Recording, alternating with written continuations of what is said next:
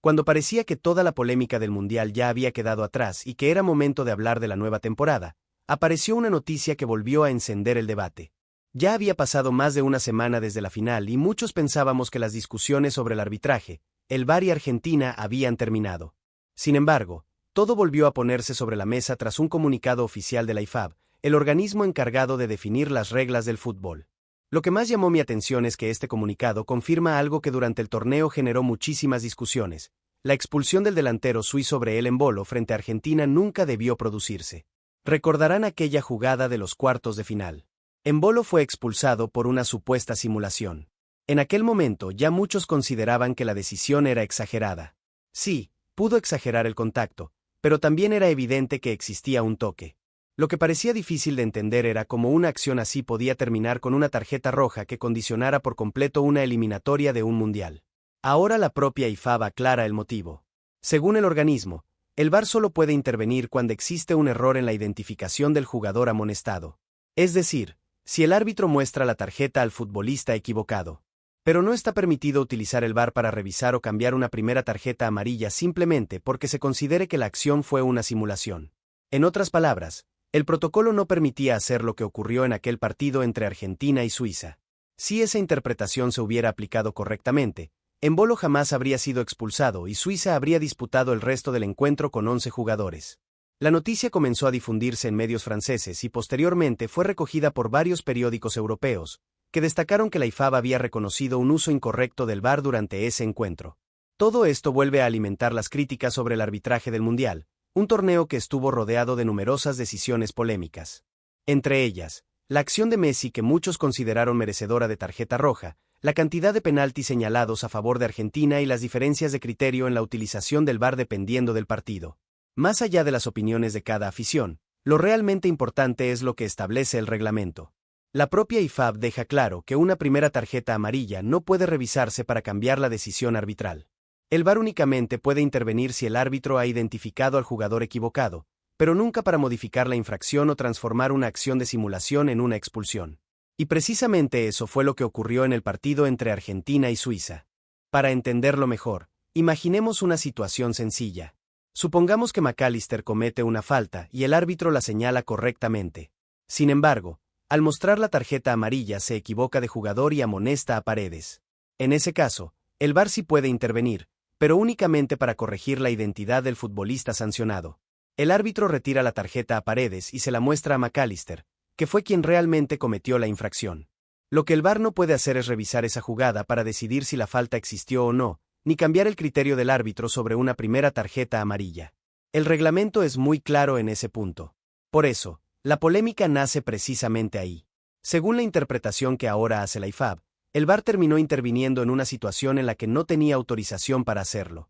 En lugar de limitarse a corregir la identidad del jugador, acabó modificando el sentido de la jugada y provocando una expulsión que, de acuerdo con el reglamento, nunca debió producirse. Eso explica por qué tantas personas cuestionaron aquella decisión durante el Mundial.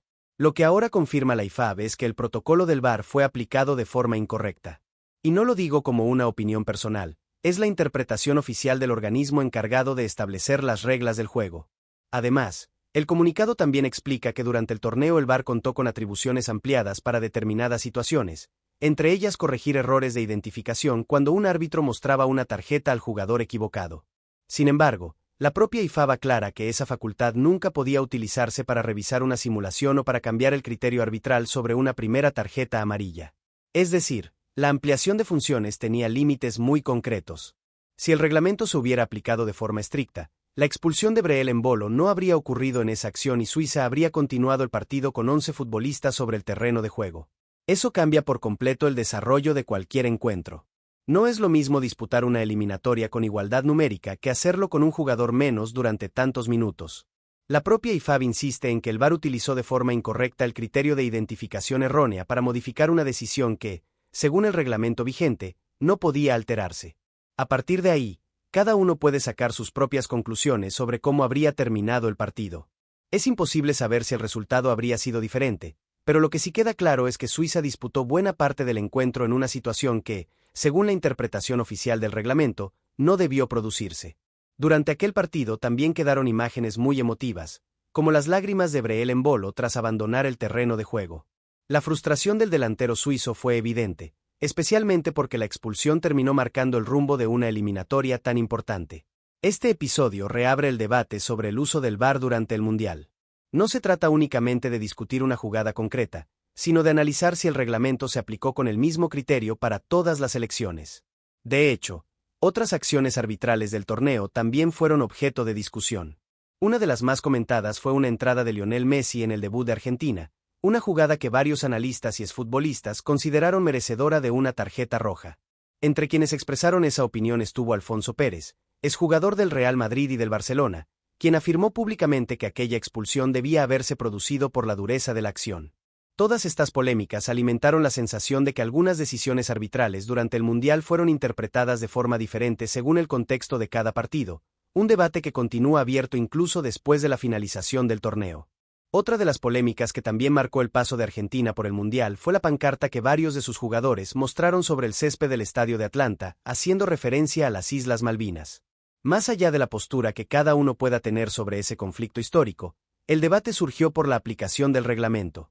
En otros torneos recientes, futbolistas como Rodri y Álvaro Morata fueron sancionados por realizar mensajes de carácter político durante una celebración, lo que llevó a muchos aficionados a preguntarse por qué en este caso la respuesta fue diferente. La FIFA mantiene desde hace años una postura muy clara respecto a este tipo de manifestaciones, insistiendo en que el fútbol debe mantenerse al margen de los conflictos políticos. Sin embargo, en esta ocasión no hubo sanciones inmediatas para los jugadores argentinos, algo que volvió a alimentar las críticas sobre la aparente diferencia de criterios. Esa sensación se hizo todavía más fuerte cuando comenzaron a aparecer nuevas decisiones arbitrales cuestionadas durante el torneo. Mientras tanto, miles de aficionados en distintos países dirigieron sus críticas hacia el presidente de la FIFA, Gianni Infantino, al considerar que algunas actuaciones arbitrales favorecieron a la selección argentina.